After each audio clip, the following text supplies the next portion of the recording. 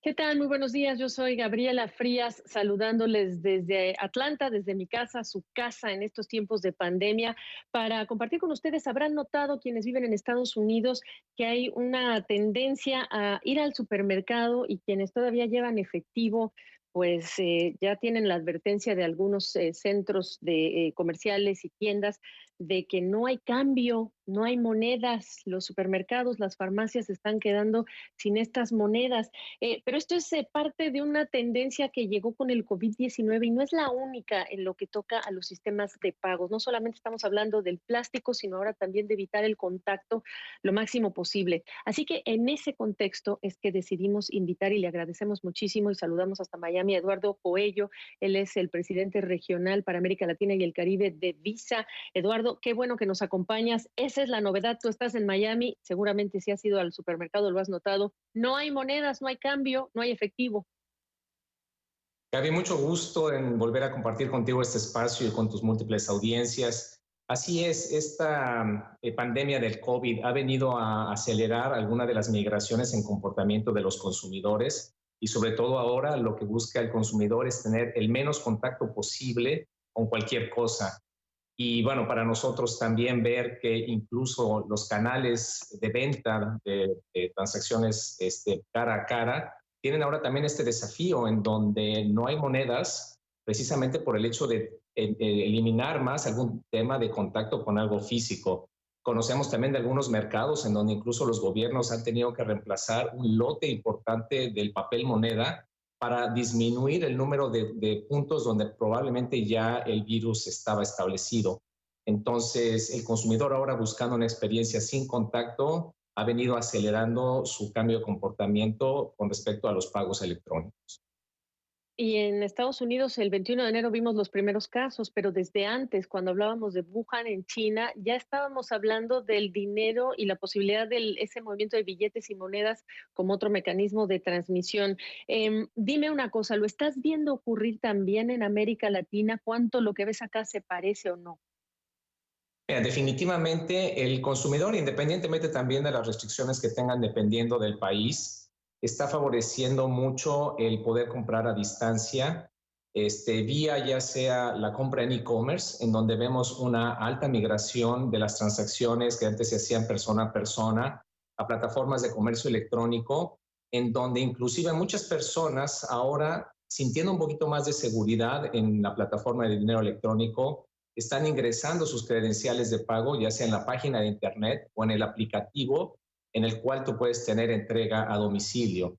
Entonces, este cambio de comportamiento donde quizá en el pasado algunos consumidores decían, quizá no quisiera yo meter mis credenciales de pago, mi número de tarjeta en un espacio electrónico, ahora lo han vencido precisamente por un temor mayor que es el tema de el contagio, ¿no? Entonces, eso nos lleva a ver un gran crecimiento en transacciones de comercio electrónico y también mucho en estas plataformas de entrega a domicilio, en donde también se convierte en una experiencia sin contacto y sin tener que tocar nada de lo que tú estás comprando.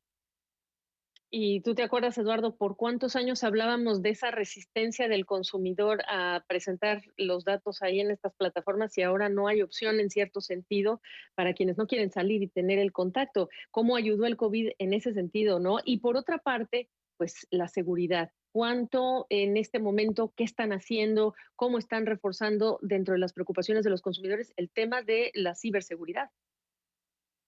Así es, como Visa, una red de pagos, una compañía de tecnología, lo que tenemos que asegurar ante todo es la seguridad y la integridad de la red de pagos. Precisamente eso es lo que provee la confianza a que todos los jugadores en el ecosistema, tanto consumidores como comercios, estén dispuestos a tener y aceptar este tipo de transacciones. Y como bien mencionas, el hecho de que el consumidor quizá no tenga otras opciones nos ha movido a tener mayor adopción de transacciones a distancia. Inclusive nosotros en estos meses del COVID hemos visto un crecimiento en número de transacciones o migración de transacciones del ambiente físico al ambiente virtual, similar a los pasados 3 años acumulados de esta misma migración. Entonces ahí ves una aceleración donde precisamente el consumidor rápidamente ha cambiado sus patrones de consumo. ¿Qué recomendaciones están impartiendo a quienes usan este sistema de pagos para transmitir a los consumidores para que estén tranquilos? Bueno, tenemos las recomendaciones generales, pero la verdad es de que si tú ingresas tus credenciales, tu número de tarjeta en sitios conocidos, tú estás protegido al 100% por todo el ecosistema. Tenemos muy buenos sistemas de rastreo de transacciones y siempre tu banco te va a respaldar en caso de que tú tengas algún tipo de reclamación. Entonces, hemos hecho incluso campañas en algunos mercados reforzando estos mensajes porque la seguridad ante todo es lo que respalda las transacciones de Visa. En el mundo físico, también algo que hemos avanzado bastante es con estas tarjetas contactless, en donde tú tampoco ya no tienes que darle tu tarjeta al dependiente de la tienda o tú mismo inclusive tocar la terminal punto de venta. En varios mercados, inclusive los gobiernos han elevado el monto mínimo por el cual ya no necesitas poner ningún tipo de firma, sea digital o física, al momento de hacer la transacción. Esto también le da mayor seguridad, en este caso no es de ciberseguridad, sino incluso seguridad física al consumidor, que permite tener estas transacciones en donde yo mantengo todavía mi tarjeta conmigo sin tenerla que estar entregando a nadie más.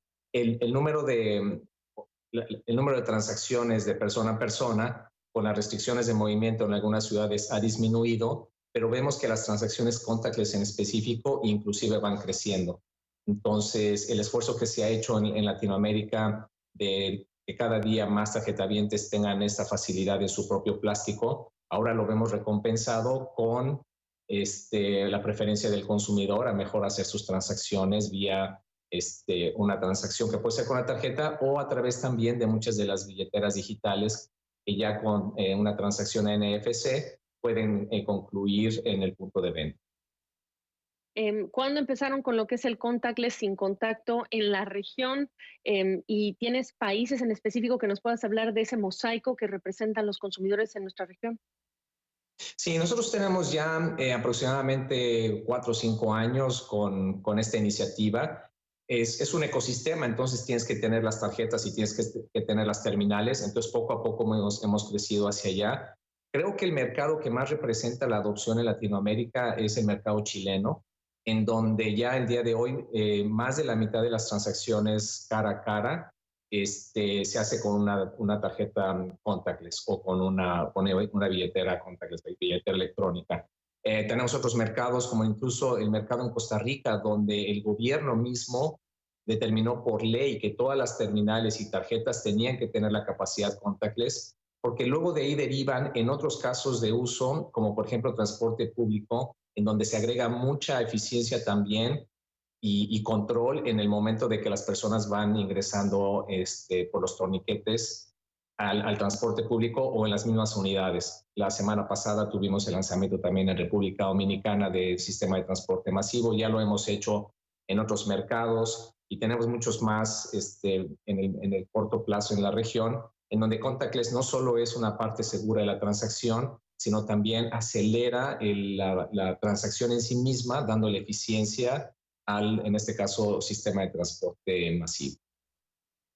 En vista de que la tecnología puede ser la gran brecha o el gran, digamos, apoyo puente para sobrevivir con cierta normalidad en tiempos de COVID-19, ¿qué hace falta para que se acelere más o se concreten más realidades como estas en nuestra región? ¿Es un tema de leyes? ¿Es un tema de prioridades? Que me imagino que esta debe ser una.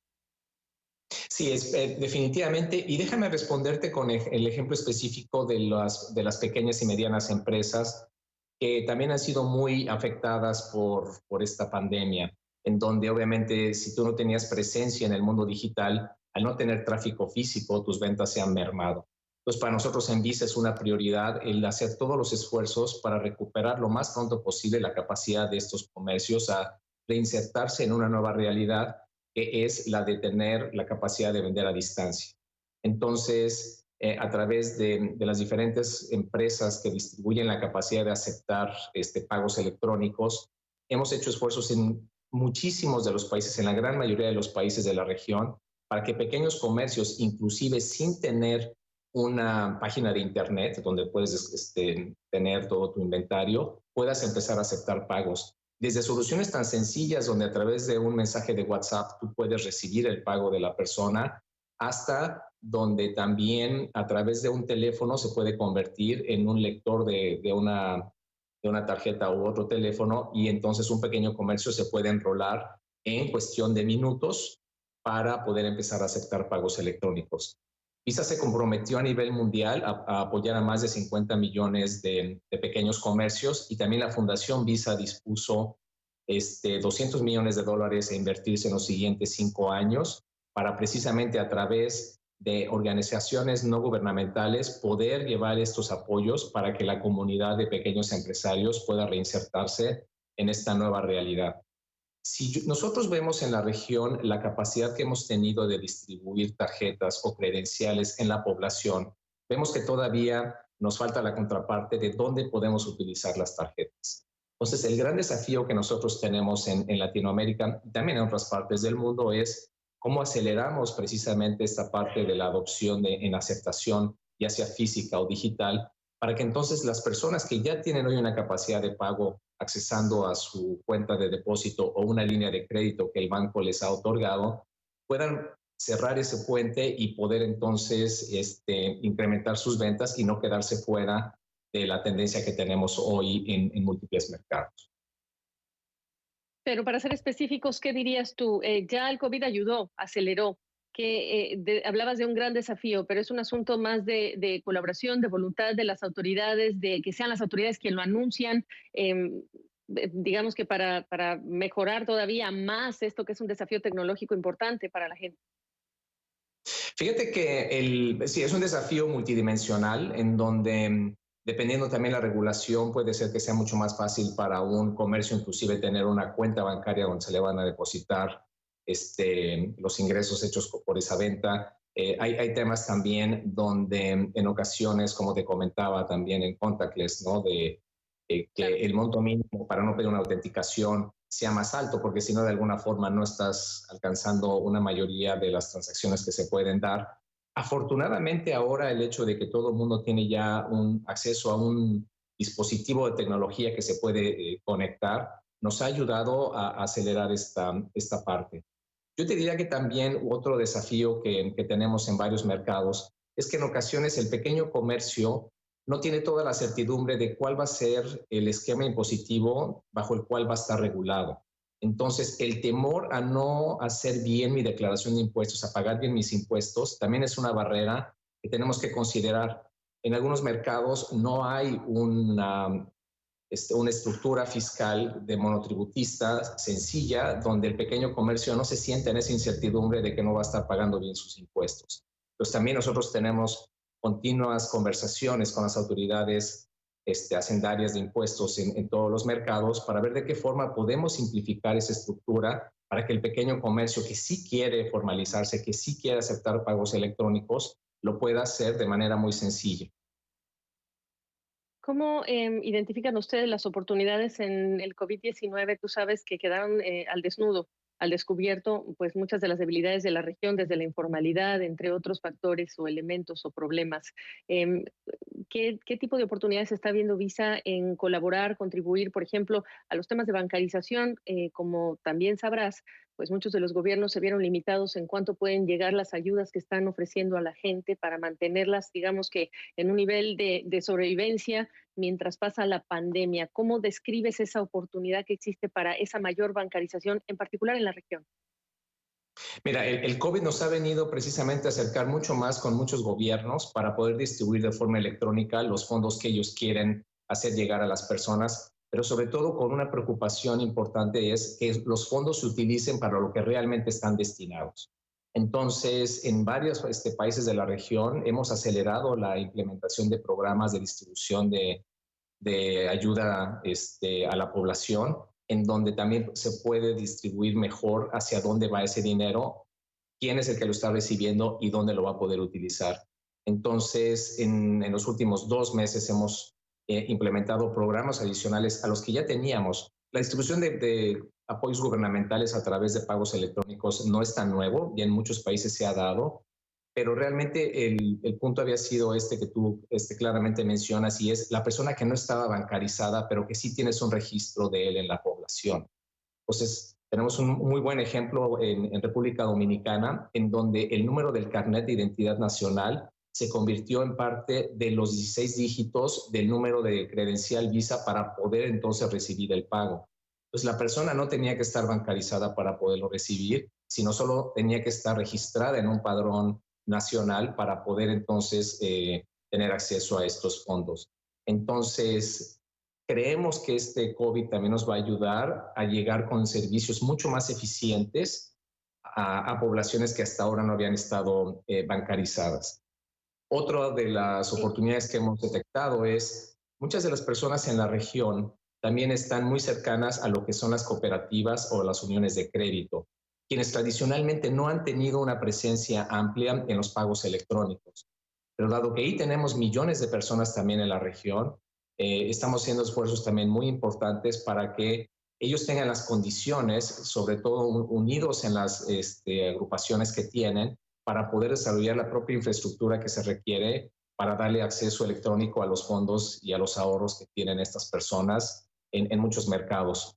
Tú sabes que las uniones de crédito, las cajas de ahorro son comunes en muchas partes de la región, en donde quizá no es una bancarización como la que todos definimos, pero finalmente es una entidad financiera, en muchos casos regulada, que sí provee los servicios que la comunidad está buscando. Eduardo, ¿cómo se compara América Latina con otros continentes en el mundo? En general, la penetración de pagos electrónicos en Latinoamérica es similar a la de varias de las economías en desarrollo. Todavía una buena parte de las transacciones que hacemos los consumidores se hacen en efectivo. En promedio, en Latinoamérica, yo te diría que casi 3/4 de las transacciones que hacemos los consumidores siguen siendo en efectivo. Si tú comparas eso con países desarrollados, pero también muy desarrollados en pagos electrónicos, como pueden ser los países nórdicos o Canadá, tenemos un diferencial de 30, 40 puntos de penetración todavía por avanzar. Afortunadamente, y de nuevo regreso al punto de que la tecnología nos está ayudando a que haya mucho más innovación para resolver temas, sobre todo de experiencia de uso, que quizá antes habían también frenado parte de esta inversión en pagos electrónicos en la región. Y en Latinoamérica estamos viendo una actividad muy, muy acelerada de todas las fintechs que quieren aprovechar esta oportunidad. Nosotros hemos continuado con nuestro programa de invitación a todas las fintechs a resolver problemas específicos u oportunidades de crecimiento en la región, y vemos con muchísimo aprecio la cantidad de inversión y de innovación que se está dando en la región. Entonces, la mala noticia es que estamos un poco rezagados. La buena noticia es que la tecnología es mucho más cercana, quizá las inversiones son un poco menores, y esto va a acelerar la adopción de los pagos electrónicos en Latinoamérica. Por último, entonces, ¿cuál es ese mundo post-COVID que estás anticipando en relación con proyectos como los que acabas de describir y otros? ¿Cuál va a ser esa nueva normalidad en el negocio de Visa, en la estrategia en la región, en función de lo que hemos hablado? Eh, Creo que de lo importante es que finalmente el consumidor es el que decide si la experiencia fue satisfactoria o no.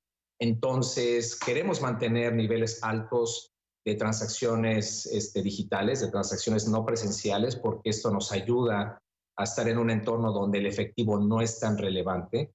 Por otro lado, queremos seguir asegurando que la transacción persona a persona se da de la forma más segura posible, y por eso seguiremos haciendo mucho énfasis en el tema de los pagos sin contacto, pero también seguir trabajando con el ecosistema para que algunos de estos eslabones que hemos encontrado de tecnología ayuden a que instituciones financieras que tienen sistemas tradicionales un poquito más rígidos en sus tecnologías puedan enlazarse mucho más rápido a las plataformas digitales y de seguridad que Visa está ofreciendo en los mercados.